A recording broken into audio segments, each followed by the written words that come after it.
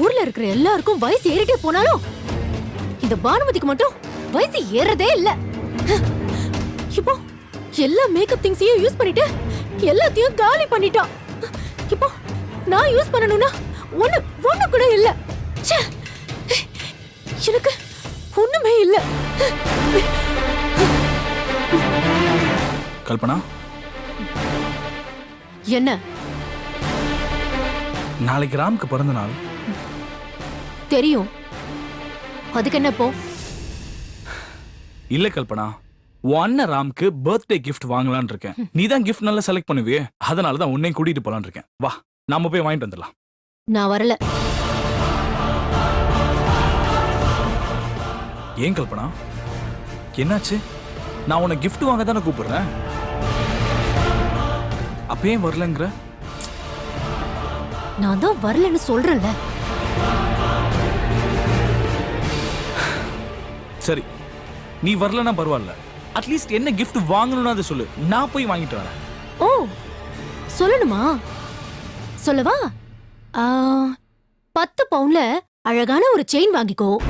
அதுக்கப்புறம் 7 பவுன்ல சூப்பரா ஒரு பிரேஸ்லெட் வாங்கிக்கோ.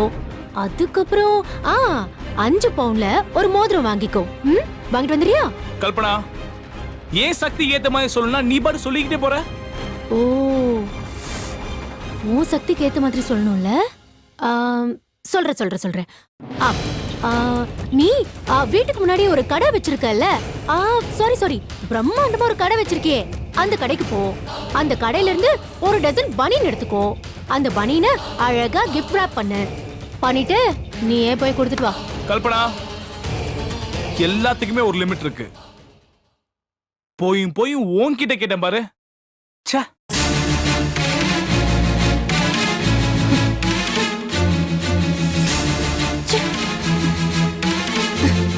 வீட்ல ஒரு பொருள் இல்ல, இதுல கிஃப்ட் வாங்கணும். கிஃப்ட் ரொம்ப முக்கியம்.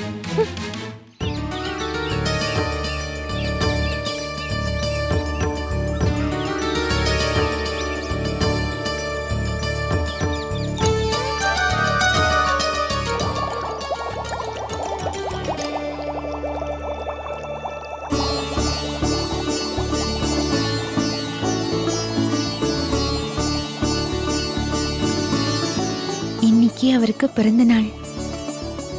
முதல்ல பிறந்த நாள் வாழ்த்து அவருக்கு நான் தான் சொல்லணும்.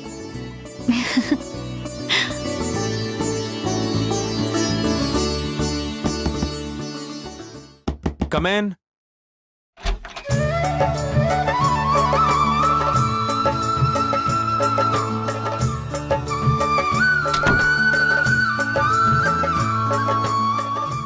Hello.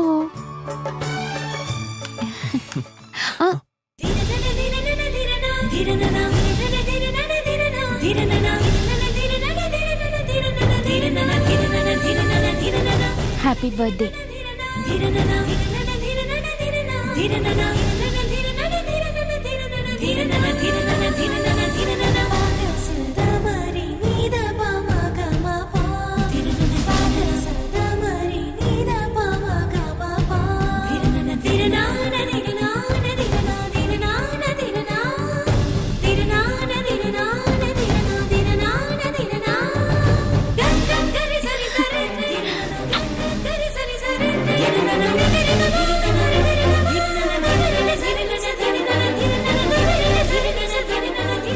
Thank you very much.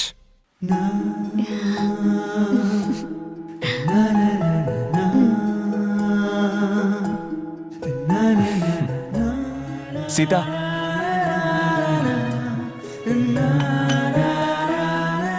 பிறந்த நாள் அதுவுமா புருஷனுக்கு டீ கொடுத்தா விஷ் பண்ணுவாங்க. இப்போ இத குடிங்க, கொஞ்ச நேரம் கழிச்சு பால் பாயசம் கொண்டு வரேன்.